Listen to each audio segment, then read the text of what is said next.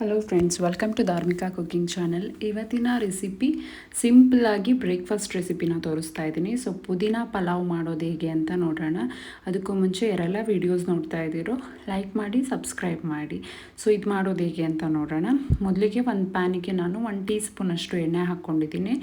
ಅದಕ್ಕೆ ಮಸಾಲೆನ ಹುರ್ಕೋಬೇಕಾಗುತ್ತೆ. ಸೊ ಶುಂಠಿ, ಬೆಳ್ಳುಳ್ಳಿ, ಒಂದು 3 ಲವಂಗ, 1 ಟೀ ಸ್ಪೂನಷ್ಟು ಸೋಂಪು, ಒಂದು 3 ಏಲಕ್ಕಿ, ಒಂದು 1/4 ಟೀ ಸ್ಪೂನಷ್ಟು ಮೆಣಸು, ಹಾಗೆ ಪಲಾವ್ಗೆ ಹಾಕುವಂಥ ಫ್ಲವರು, ಒಂದು 2 ಟೇಬಲ್ ಸ್ಪೂನಷ್ಟು ಧನಿಯಾ, ಒಂದು 7-8 ಮೆಣಸಿನ್ಕಾಯಿ ಮತ್ತು ಸ್ಟೋನ್ ಫ್ಲವರ್ ಅಂದ್ಬಿಟ್ಟು ಮಾರ್ಕೆಟ್ನಲ್ಲಿ ಸಿಗುತ್ತೆ ಪಲಾವ್ಗೆ ಹಾಕೋದು, ಅದನ್ನು ಹಾಕ್ಕೊಳ್ಳಿ. ಸೊ ಅದು ಹಾಕೋದ್ರಿಂದ ಫ್ಲೇವರ್ ಚೆನ್ನಾಗಿರುತ್ತೆ. ಸೊ ಇದಿಷ್ಟು ನಾನು ಒಟ್ಟಿಗೆ ಇಲ್ಲಿ ಹಾಕ್ಕೊಂಡು ಬಾಡಿಸ್ಕೊತಾ ಇದ್ದೀನಿ.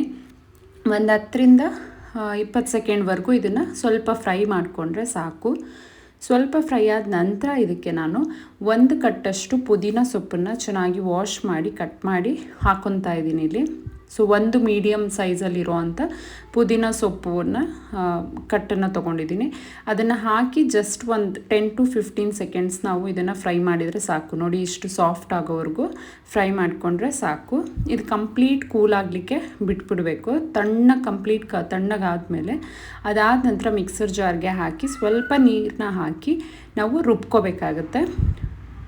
ನಂತರ ಒಂದು ಕುಕ್ಕರ್ಗೆ ನಾನು 3 ಟೇಬಲ್ ಸ್ಪೂನಷ್ಟು ಎಣ್ಣೆನ ಹಾಕ್ಕೊಂಡಿದ್ದೀನಿ. ಅದಕ್ಕೆ ಪಲಾವ್ ಹೂವು ಮತ್ತು ಒಂದು ಸ್ವಲ್ಪ ಸೋಂಪು ಕಾಳು, ಒಂದು 1/4 ಟೀ ಸ್ಪೂನಷ್ಟು, ಹಾಗೆ ಒಂದು 3 ಪಲಾವ್ ಎಲೆ ಹಾಕ್ಕೊಂಡಿದ್ದೀನಿ.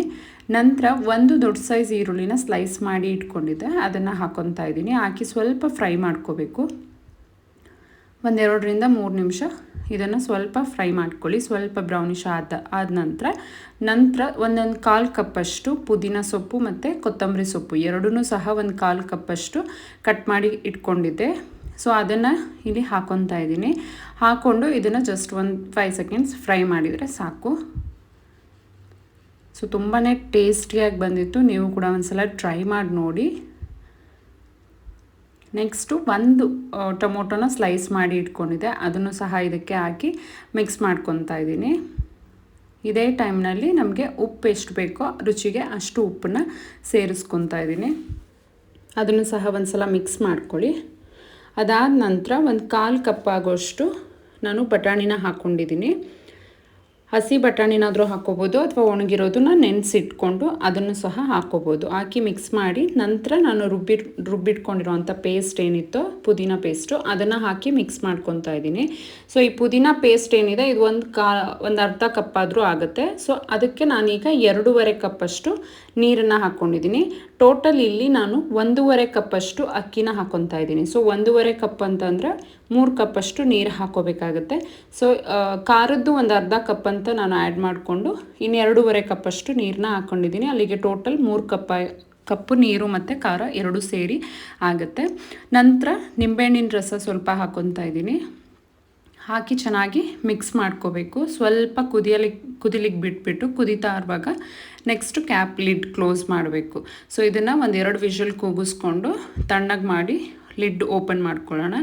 ಸೊ ಇವಾಗ 2 ವಿಷಲ್ ಆಗಿ ತಣ್ಣಗಾದ್ಮೇಲೆ ನಾನು ಇದನ್ನು ಓಪನ್ ಮಾಡಿದ್ದೀನಿ. ಸೊ ಇದು ರೆಡಿಯಾಗಿದೆ. ಇವಾಗ ಒಂದು ಪ್ಲೇಟ್ಗೆ ಸರ್ವ್ ಮಾಡ್ಕೊಂಡಿದ್ದೀನಿ. ಇಷ್ಟೇ, ತುಂಬ ಸಿಂಪಲ್ ರೆಸಿಪಿ, ತುಂಬ ಬೇಗ ಆಗುವಂಥ ರೆಸಿಪಿ, ಹಾಗೆ ತುಂಬ ರುಚಿಯಾಗಿರುವಂಥ ರೆಸಿಪಿ. ಖಂಡಿತವಾಗ್ಲೂ ಈ ರೆಸಿಪಿನ ಟ್ರೈ ಮಾಡಿ. ನಿಮಗೆ ಈ ವಿಡಿಯೋ ಇಷ್ಟ ಆಗಿದರೆ ಲೈಕ್ ಮಾಡಿ, ಹಾಗೆ ನಿಮ್ಮ ಸಪೋರ್ಟ್ ಹೀಗೆ ಇರಲಿ. Thank you.